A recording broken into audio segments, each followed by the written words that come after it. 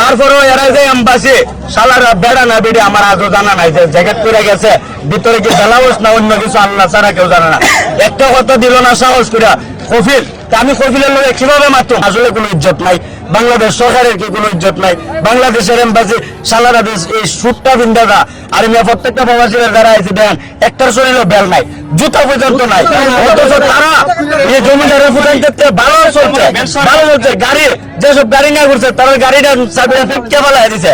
এই শালারা গিয়ে বয়ান দেয় যে তোমরা যারা রাকামা আছো যে তোমরা তোমাদের কফিলের লগে যোগাযোগ করো, যদি কফিলে তোমাদেরকে ব্যবস্থা করে দিতে পারে তাহলে তোমরা বাইরে হইতে পারবে। এরকম একটা ছবি দিছে সবাই, তারপরেও এরা যে এম্বাসি শালারা বেড়া না বেড়ে আমার আজও জানা নাই যে জ্যাকেট পরে গেছে ভিতরে কি বেলাবস না অন্য কিছু আল্লাহ ছাড়া কেউ জানে না। একটা কথা দিল না সাহস করে কফিল, আমি কফিলের লোক কিভাবে মারতাম? কথা বলুন, আমার মোবাইলটা তো জিম্মি করা, 28 দিন পর আমার মোবাইলটা আমি আটক ফেরত পেয়েছি।